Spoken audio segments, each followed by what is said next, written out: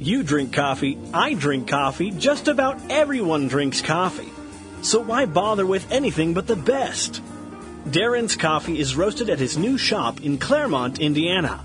And coming soon, you can order on Amazon and support the show by using Scott Horton's affiliate link. DarrensCoffee.com. Because everyone deserves to drink great coffee. All right, y'all. Scott Horton Show. I'm him. Check out the website at scotthorton.org. I keep all my archives there and sign up for the podcast feed as well. Follow me on Twitter at Scott Horton Show, although warning, I might yell at you. Introducing Phil Giraldi. He is the executive director of the Council for the National Interest, a former DIA and CIA officer. And he, of course, writes for UNZ.com, that's UNZ, UNZ.com, and for the American Conservative magazine at theamericanconservative.com. Welcome back to the show, Phil. How are you? I'm fine, Scott. How about you? I'm doing real good. Hey, I got to agree with the guy on Twitter, said Phil Giraldi at his best right here, man. Deep State America. One explanation why U.S. policies serve no national interests. That's at the UNZ Review, UNZ.com, UNZ, UNZ.com, Deep State America. We've talked about this before. In fact, it's a news story itself that the New York Times, or was it the Post? No, it couldn't have been the Post. The New York Times published an essay by you about this very same subject about a year or so ago. Am I right? Yeah, that's right. It was about a year ago, and it's when we first started thinking in terms of, kind of a government, a hidden government operating behind the scenes that basically was causing a lot of shots because, you just see so many things happen that don't make any sense. Right. And, yeah, I like the way you put it here about no national interests. I think that's why people are always so confused about the policy is because they can't think of a policy that really serves the national interest. But, of course, that's because they're answering the wrong question. National interests really don't have anything to do with it, huh? Yeah, that's exactly right. I was just the example I cited in the beginning of the article is that I had read in the newspaper back a little over a week ago that the Pentagon was boasting about attacking 6 different countries over the Labor Day weekend. And you read the article, and they didn't even name most of the countries, but you know who they are. And the fact is, we're not at war with any of them. And the article didn't even make an attempt to explain that any of these countries were in any way threatening us. So you suddenly start to think, well, why is this happening? Well, it's happening because there are other forces that make these decisions. Mm-hmm. All right, now, so before we get too crazy conspiracy on the audience here, let's talk about a foreign country first, where it's a little bit easier to understand. You got countries, well, you could pick many of them. If we were talking about Russia, I don't think anybody would have a problem understanding what you're talking about. But as we all know, you have a lot of experience in Turkey as even a former CIA officer stationed there. And that's really where the term deep state originates, right? You even translate for us from the original Turkish there. Yeah, that's right. The deep state was a phenomenon that was first identified by political historians, people like that, starting back in the 50s. And a lot of people think it grew out of the Gladio program, which was a stay-behind NATO operation, which was set up over fears that the Soviet Union and its allies would overrun Western Europe. And so these armed caches were placed in various places together with bags of money, and people were recruited secretly and that kind of thing. So anyway, this grew out of it, and then essentially, even after that threat disappeared, the mechanism was still used for essentially running things from behind the scenes. Yeah, and now, so, it's funny. I mean, I think people are probably mostly familiar with sort of like a right-wing John Birch sort of take on this same sort of phenomenon inside the United States, and it's certainly the way I grew up understanding politics, and this is a vast overstatement I've certainly grown to understand, but at the same time, there's still a lot of truth, I think, in the idea that the way I used to put it in the 90s would have been that the Council on Foreign Relations is the true Congress of America. That's where the consensus is formed for what the policy is going to be. And then all these things that seem to be separate institutions, ABC, NBC, CBS, and CNN, the think tanks, the universities, the the different parties in the two houses of Congress, the judges, the politicians, the parties themselves, these things that seem to be, somewhat competing interests working together, you come to see that actually all of their leadership seem to be following a consensus that was forged not in debate in Congress or even on TV, but in some elitist club where we're never invited, Phil.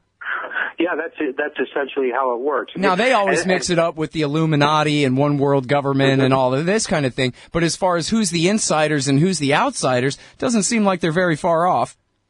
Yeah, well, people claim that, there's a Washington establishment. That's, I think, another way to describe it, is essentially people who are like-minded in terms of how they see the United States playing a role in the world. And all these people, now bear in mind, again, it's a follow the money issue. All these people are rewarded by playing this game. I mean, if you're a good guy and you go along with the whole thing, you'll be rewarded with after you retire with a nice position in a think tank and a corner window and a secretary and a big stipend. You'll travel around the world first class. It's all part of this kind of system where people have a common interest, a mutual interest in supporting a system that is essentially corrupt, and it's corrupt because this serves an elite. It doesn't serve the public interest. All right, now, so I think one great evidence of this, because a lot of times, I don't know, Ike Eisenhower in the military-industrial complex, that was a long time ago, even though obviously no one ever rooted it out or anything like that. But it seems like mostly this kind of stays under the surface. It's kind of hard for people to put together. But then you have clarifying events like, for example, I think Iraq War II would be a great example where, a lot of people who really should have known better ended up supporting that war as, in fact, I think Leslie Gelb, who was then the president of the Council on Foreign Relations, said, oh, no, it was Richard Haas, who was later the president of the Council on Foreign Relations. Or was it both of them? Said, yeah, no, we do this for our own careers, that nobody wants to stick their neck out. Nobody wants to be the guy who breaks the consensus. And so this is the consensus that, it's been decided already, basically, that we're going to invade Iraq. So do you want to really be the oddball who opposes it, even if you really know better and risk a future chance of influence down the line? And so they all just kind of climb on board, even when that policy didn't really bubble up as the consensus in the first place of the entire establishment. It was really Bush, Cheney, Rumsfeld, and the neocons, and Ariel Sharon and his boys leading the parade there, and everybody else racing to catch up. But they sure raced to catch up. They didn't fight against it and try to stop it. Yeah, that's right. I mean, they do a weighing up in their own minds, and they say, on this issue, is it worth it for me to say the truth and fight it, or is it better and easier in terms of where I'll be a year from now to go along with it? That's why you see the hordes of neocons rushing over to Hillary Clinton right now. These people are not really Hillary Clinton people, but the fact is they see their own interests as being at stake here, and they're making a choice. And so they're kind of playing a deep state type game. They're understanding that the system basically doesn't work in the open. The system works behind closed doors, and if you make the right moves, you will be part of that system. So that's what they do. Mm-hmm. Yeah, and that's really, brings up the other very clarifying event of our time here, and that's the Trump campaign. And it's really, again, such a tragedy that he's so horrible on everything, because just the fact of his outsider status of not only is he not a governor, a senator, or a vice president, but unlike Wendell Willkie, he's not even just a front man for the J.P. Morgan Group either. I mean, he really is independent enough and has a real shot at this thing in a way that is unprecedented, certainly in the last 100 years, if I don't know about every time in the 19th century, but boy, are we seeing this beast here, the deep state, whatever you call it, reacting to even the possibility, really this whole time, to even the possibility that Trump could take that chair. It's not just that the neocons see their interest in aligning with Hillary. It's the entire kind of state is just absolutely terrified at what might happen, even though most of his loud sounds signify nothing. I mean, he's even said, I don't want to abolish NATO. I just want to, extort a little bit more in tribute and this kind of thing. But boy, it's like Jennifer Rubin put it. She says, Donald Trump for president. What's next? Ron Paul for Secretary of State? That's how terrified they are of Trump, that they think that he would make Ron Paul his Secretary of State, when you and I know that that's completely ridiculous and doesn't represent Trump's view at all. But to them, that's the way they see it. They're just terrified of this. Yeah, they see him as breaking the mold and essentially coming up with something completely different, which they won't be able to manipulate or even understand in any good way. And that's what they're terrified about. I mean, yeah, the guy's a screwball. There's no question about it. He's come out with some incredibly goofy stuff, but the fact he's coming out with this goofy stuff means that he's not going to go along with the common wisdom on a lot of these issues.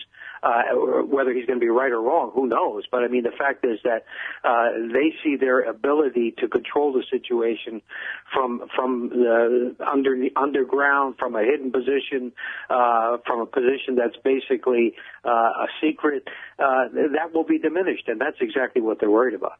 Yeah. Well, so now, what do you think about Barack Obama's relationship with this deep state, Phil? Because he came in singing all about hope and change, and he's, he gave a speech at the UN yesterday that was all about some hope and change, at least on the surface. He seems to know better than all the things he does anyway, and sometimes he's a bit reluctant to go along, but, I don't know. He's an interesting creature, isn't he? Because it's not like he's George W. Bush, where he knows nothing, or Trump, he knows nothing. Barack Obama actually is a reader, and yet he's the president, but he's just done nothing but preside, basically, this whole time, it seems like. Well, he essentially encountered the deep state after he became president, and he's a smart enough guy. He figured out, I either have to fight them and change things, or I have to basically try to get some things done, but basically work with them. And he took the latter road. I mean, I listened to his speech yesterday, and I was thinking, you son of a bitch, you were saying these things 8 years ago, and if you had pushed a little bit harder, if you'd not been so cowardly about this, you might have actually accomplished some things. You might have recognized the Palestinian statehood maybe about 4 years ago, or you might have actually done something to resolve the situation in Syria. But of course, he came up against all these forces that like the military-industrial complex, the Washington Consensus on Foreign Policy, the banksters, all these forces that he knew were, if they worked together, that he would be not only a failed president, but he would be a disastrous president. So I guess he made a decision. Yeah. Well, what a coward. I mean, especially when all that consensus is wrong, right? So all he really had to do was just do the right thing and keep telling the truth about it and go straight to the American people about it and say, yeah, some CIA guys are mad that I don't want to overthrow Assad, but let me explain to you why I'm right and they're wrong, and see who wins that argument. I bet the president would have whooped the CIA's ass on that. Yeah, I think you're right. I think the one thing to take away from the Trump experience right now and Bernie Sanders is the fact that somebody who seems to be speaking honestly about issues that are comprehensible will basically carry the day, will basically win the argument. And the fact that Hillary Clinton can't speak straight about anything is losing for her, even though she has vastly more experience and vastly more knowledge of how the government works and would seem to be a more powerful candidate by far. But the fact is that it's the straight talk and everything is lacking. And I think if Obama had at least picked some of his battles and been straight about them, he could have won them. But he chose not to. Yep. Well, and, I don't know, maybe I'm naive about this, but I really don't think so. I mean, I think it's true for Bernie Sanders, for Gary Johnson, or any of these guys, as you're just saying that, Trump, he barely even knows what he's talking about, but he sounds at least like he's honest and unlike Hillary, and how that'll win people over more. I mean, I think Sanders absolutely could be walking into the presidency right now simply on, basically surfing on the corpse of Hillary Clinton, who he could have destroyed in the primaries with one hand if he'd even really tried. but he just pulled every punch, you know? Yeah, that's right. Because he's a victim of the deep state. He's worked in the system for a long time, and he's willing to step up to the plate, but he's not willing to do much more than that. And that comment that you just made is everybody I know basically voted for Bernie because we were worried about Trump, and we felt that Bernie would shake up the system. And of course he didn't. He pulled back from doing that, and so everyone I know was kind of shocked by this and was talking about it. And essentially, I think that these guys, they at a certain point, if they're smart, which most of them are, they figure out that, look, there are these other forces here in the United States that have nothing to do with whether I was elected president or not. And they can make my life miserable for the next 4 years. So I'm going to have to accommodate with them. I'm working on an article right now about the $38 billion that's going to Israel. Mm-hmm. I mean, this is not necessary for Israel's security. It's not necessary for United States security. It's basically a gift. And it's done because there's a big domestic lobby that kind of demands this kind of relationship. And yet it's not being discussed in the media. It's not being discussed anywhere. Mm-hmm. The merits of this are zero. And yet nobody will talk about it. But this is pure deep state. This is like there's a consensus that this is the type of relationship we need to have with Israel. So that's what's going to happen. Mm-hmm. Hey, did you see the clip of Rand Paul on Wolf Blitzer talking about cutting off arms to the Saudis as long as they're bombing Yemen? Yeah, I did see that. Mm-hmm. And then, so for people who missed it, well, Wolf Blitzer, he's just great, man. If anybody's ever seen that episode of him on Jeopardy, and he's just the perfect empty vessel for the out of the mouths of babes kind of a truth sort of a guy where, just the TV anchor who doesn't really know. And so his idea of a good question was, yeah, but what about the jobs of the Americans who make the weapons that we're selling to the Saudis that they're using to kill these children you're complaining about? And, I forget exactly how Rand handled it. It wasn't perfect, but just goes to show the just the mindset that the arms industry is an end in itself, not an unfortunate diversion of our economy into this urgently necessary means to accomplish the ends of saving our lives, which is what we thought the national defense was about, but no, really, I mean, who cares how many Yemeni babies have to die if we're talking about a line job for a union worker at Lockheed? What's more important, Phil? Come on. Hey, y'all, Scott here. The thing is, I need you guys to help me to get these download numbers up. So do me a favor and sign up for the podcast feeds of this show. You can choose the whole show or just the interviews at iTunes and Stitcher. All the buttons you need are at the top of the right margin at scotthorton.org. The more subscribers I have, the more iTunes and Stitcher will help promote the show to new listeners. If you're a hardcore fan, brand new or from way back, please leave them customer ratings and reviews, too. Trying to get these wars ended. Yeah, well, Susan Rice said the same thing in her speech about the $38 billion for Israel. She said that this meant jobs in the United States. I mean, come on. You're taking $38 billion away from the taxpayers, money out of people's pockets to create weapons that kill people that you wouldn't have to create, except that you've generated this fiction about how these things have to be there and have to be available. It's just amazing. It's like this is pure deep state. Yeah. Hey, have you seen the new movie War Dogs? No, I haven't. Well, it's out on the Pirate Bay. I mean, I wouldn't go and spend $8 on it or anything, but one thing that's really good about it is it begins by just saying, hey, let's completely cut through all the BS and all the propaganda. War is an economy.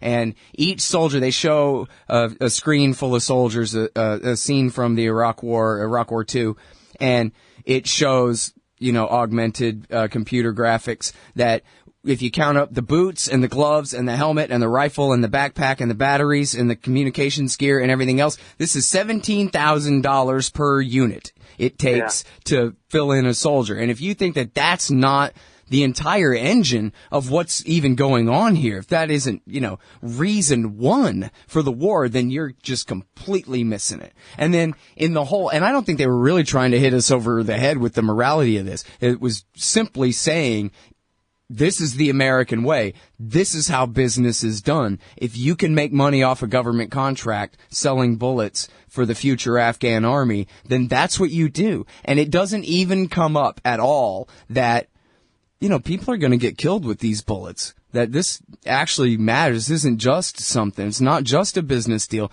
That this is life and death. And they sort of say, kind of against the war, but they don't really make the connection.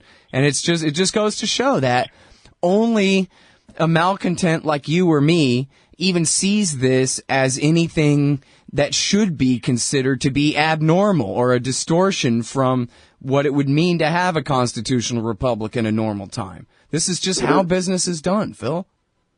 Well, I think I saw the number back recently about what it costs to pay for or to support one U.S. soldier in Afghanistan per year, and the number was astonishing. It was like $750,000, and I was thinking, Jesus, that's money that could support 10 families back here in the States. And it's like there's been a total, again, this goes down to like the deep state making you unable to see things that are clear to everybody else or should be clear to everybody else because you're not thinking that way. You've been coerced or you've been propagandized into thinking things through in a certain way. And once that's been accomplished, you can never see the truth anymore. And this was something I think that you and I probably both experienced when Ron Paul was running. Suddenly we had a congressman, for all his flaws as a politician, who was suddenly, speaking the truth, and you could see he was speaking the truth. It was almost like, suddenly taking a cold shower. Yeah, and people were just shocked, and they didn't know what to do about it, and everybody, to look back, especially look on it now, where the best that they could do was try to portray Ron Paul as Donald Trump, that he's, more or less, he's for rich white people and screw everybody else and this kind of attitude. And they portrayed Ron as this kind of right-wing nationalist demagogue, when, of course, he's the furthest thing from that. He's a little old man writing libertarian essays about the rights of man. He's the exact opposite, really, of how they portrayed him. And it's so clear now when people beg him to endorse Donald Trump, and he's like, "Are you kidding me? This guy represents the exact opposite of everything I've been trying to teach you people." Is his answer to that, Yeah. So. Yeah, well, they say, again, the public latches on to the issue that they're both seen as rebels against the system, so they must be the same. Yeah. And of course, they're not. Yeah. Well, and I'm repeating myself here, but I just like this so much about how on the surface, it's absolutely true that Obama was the opposite of Bush Jr. in 2008. And I think the reason he won was because people kind of wanted to say sorry to the world for the circumstances of Bush actually even being reelected and inflicting this war that everybody had kind of admitted that, oops, we shouldn't have done, and made everything so much worse. And so, sorry. So we're going to go with the black Democrat from Illinois. And that makes sense. And yet the real opposite of Bush was a white Republican from Texas. Yeah, Ron Paul exactly. was the one who on the surface was a clone of George W. Bush. If you were just, Joe Sixpack watching TV, you couldn't tell. They looked the same in everything. Both white Republicans from Texas, but he was the one who was the real opposite of Bush on every single thing. But, what would it have taken for people to be able to see the real substance versus the surface reality, There's just no way. So they were trying to do the right thing, but they picked a shiny object instead of reading the book, Yeah, well, everybody, there's no question about that. When Obama was elected the first time, he was elected president on a peace vote. People wanted no more war. There was enough of the electorate that basically wanted that voted for him. That was a margin of difference. And boy, were we deluded. It was, we got a pretty speech in the beginning, and then that was it. He succumbed. And Ron Paul, for whatever his faults as a politician, he would not have succumbed. He would have continued to be honest and outspoken, and it would have been a whole different world. But unfortunately, we've now suffered through 16 years of horror, and it looks like we're going to have another 4 at least. Yeah. Well, and yeah, pretty much any president gets reelected. So, although I guess time will tell. But yeah, I mean, I don't think there's any question that if the American people had put Ron Paul in there, that he would have lived up to at least, I know he would have had to deal with a whole cabinet and a whole government and whatever. But on the most important things, like when they asked him, I think it was the Washington Post asked him, all right, well, what would you really do your first day as president? He said, I would call the admirals and I would tell them to back off of Iran. And it's like, yeah, you know that he means that. You know he meant that was his top priority, was we're going to de-escalate the conflict with the Persians. Loud and clear. You read me, Admiral, you don't like it, you can sail home and retire. And man, the different world that we could be living in right now, without the Afghan surge, without the drone war in Pakistan, Yemen, Somalia, regime change in Libya, and John Brennan's disaster in Syria and all this. Can you imagine how much better? I don't know. It's almost impossible it's too drastic. Yeah, I know. It's just incredible. I mean, I've been watching this the last few days of the Syrian thing unfolding. I mean, are they capable of telling the truth anymore in Washington? I mean, I don't think so. Yeah. Well, so I don't know. Give me your hot take on that, man. What do you think is the status of the ceasefire there? Is it going to last? Well, I think. Or is it already over? U.S. and Russia are pretty motivated, but I don't think anybody else is. So I suspect it will not persist. I mean, and the thing is, there's a lot of discussion now about what's going on between the Pentagon and State Department in terms of their perceptions of the war there. And this creepy guy, Ash Carter, seems to be an uber hawk. I guess he's positioning himself for the Hillary administration, and he may have kind of let this bombing of the Syrian soldiers happen. I'm sure we will find out sooner or later what it was, but that's the way it's starting to look. Yeah. I was just talking with Joe Loria, and he was saying, it really might have been on purpose, even though that would be as drastic as such a drastic thing. That could have been a deliberate measure to kill the ceasefire, anything to prevent rapprochement with Russia. Yeah, and that's Ash Carter. I mean, he's been very clear on that issue. He's extremely hostile to Russia, as is Hillary. And this is the most dangerous thing going anywhere in the world right now. If there's one issue that the United States should be 100% focused on doing the right thing, it's the relationship with Russia. Yeah. I really want to, it's difficult, but I don't think it's impossible. I really want to see if I can get Nancy Youssef back on the show to talk about this stuff. Formerly McClatchy, now at the Daily Beast, and you can tell it's kind of changed the way she reports some of these things, but she's so plugged in. And an angle I'm interested in asking her about would be if there's a conflict between the Joint Special Operations Command and the Secretary of Defense in terms of what are we doing with the Kurds there, and in terms of whether we should be continuing to back these jihadists, Jabhat al, whatever the hell's, against Assad at this point or not. Because it was just a couple of months back that it was funny because her article had the CIA spin, the insane CIA spin, as compared to the relatively sane DOD spin in it. But anyone who read the article with open mind, I think, would take the DOD's side, where the CIA was saying, well, the Pentagon is falling for Russian propaganda when they say that Arar al-Sham and Jabhat al-Nusra are terrorists. They're good guys. They're our friends and all this kind of thing. But so it seems like Ash Carter's on the CIA side against his own special forces guys. I know I'm oversimplifying, but that's what I want to know about. Yeah, I mean, it could be. The CIA has definitely gone paramilitary.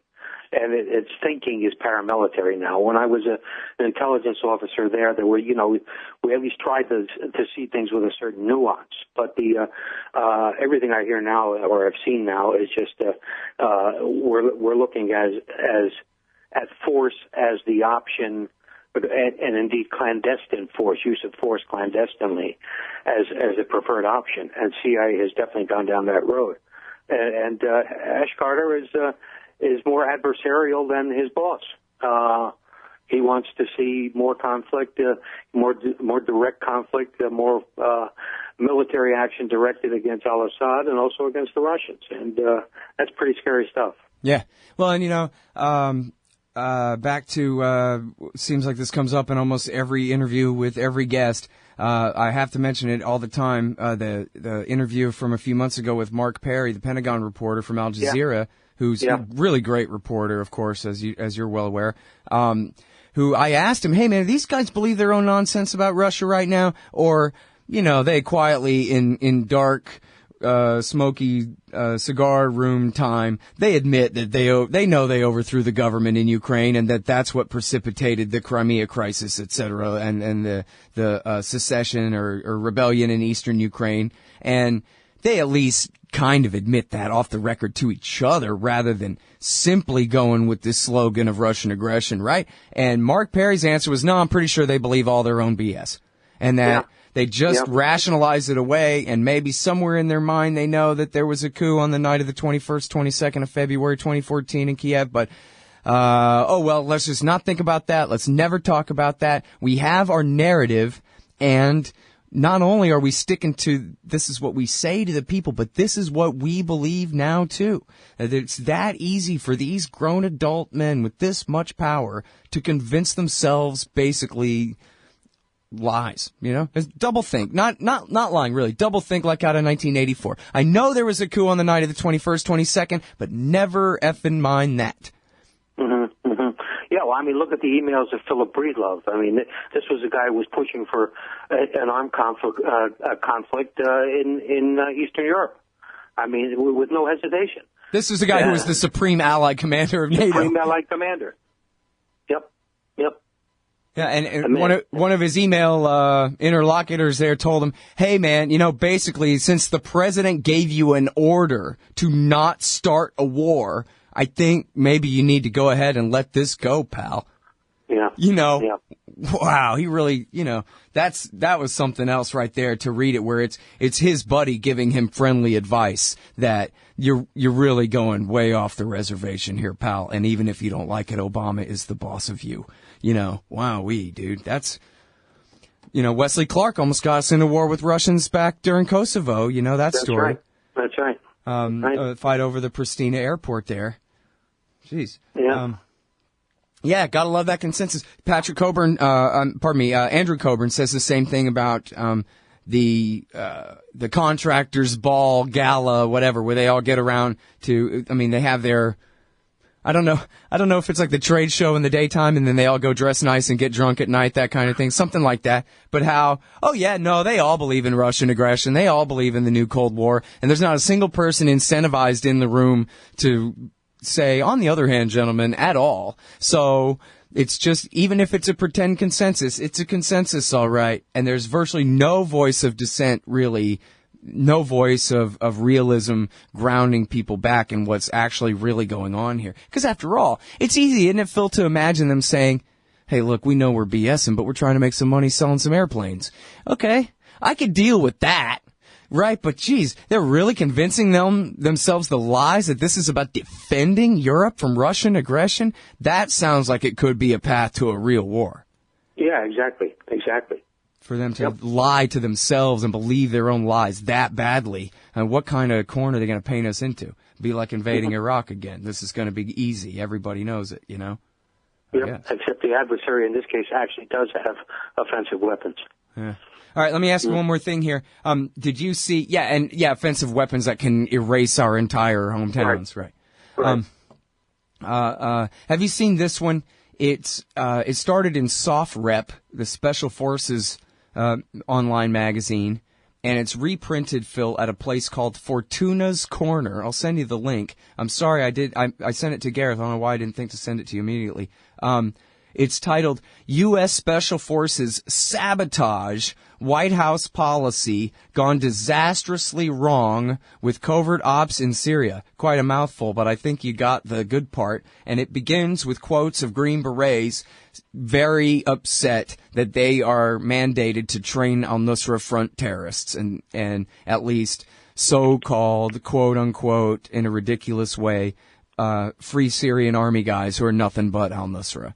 And the article is very long and very complicated, but it has a lot of really great dirt in it too, and especially of, tales of the disgruntlement on the part of the special forces, first and second tier special forces guys who are being assigned to carry all this stuff out. So, well, send it to me. Yeah, we can discuss it next time. It'd be good. Yeah, I think, actually, now that I think about it, I'm pretty sure you're going to be inspired to want to write an article about this article. It's got a lot of dirt in it. You'll get a kick out of it. Okay. And for everybody else, too, it's reprinted at the SOFREP site, there's a paywall. But at Fortuna's Corner, you can read it. U.S. Special Forces Sabotage. That's your search terms. It'll come right up for all of y'all, including you. Okay. All right, cool. Well, sorry for talking so much when I'm supposed to be interviewing you, but I think we pretty much covered it, and I had a good time. It's because I quit the live show, so I gotta have my say too, Who am I kidding? Fair. I was always like this anyway. Okay. All right, Scott. Take care. Thanks, Phil. All right. Bye-bye. All right, so that's Phil Giraldi. He is a former CIA and DIA officer. The Council for the National Interest is his group, and that's the website, too, councilforthenationalinterest.org. Read him at uns.com and at The American Conservative. This one is called Deep State America. It's the spotlight today on antiwar.com. As the man on Twitter said, Phil Giraldi at his best. Hey, and that's the Scott Horton Show. Check out scotthorton.org. Sign up for the podcast feed there and all the archives and all of that. Help support at scotthorton.org/donate, and follow me on Twitter at Scott Horton Show. Thanks. You hate government, one of them libertarian types, or maybe you just can't stand the president, gun grabbers, or warmongers. Me too. That's why I invented LibertyStickers.com. Well, Rick owns it now, and I didn't make up all of them, but still, if you're driving around and want to tell everyone else how wrong their politics are, there's only one place to go. LibertyStickers.com has got your bumper covered. Left, right, libertarian, empire, police state, founders quote, central banking. Yes, bumper stickers about central banking. Lots of them. And, well, everything that matters. LibertyStickers.com. Everyone else's stickers suck. Hey, Scott Horton here to tell you about this great new book by Michael Swanson, The War State. In The War State, Swanson examines how Presidents Truman, Eisenhower, and Kennedy both expanded and fought to limit the rise of the new national security state after World War II. If this nation is ever to live up to its creed of liberty and prosperity for everyone, we are going to have to abolish the empire. Know your enemy. Get The War State by Michael Swanson. It's available at your local bookstore or at Amazon.com in Kindle or in paperback. Just click the book in the right margin at scotthorton.org or thewarstate.com.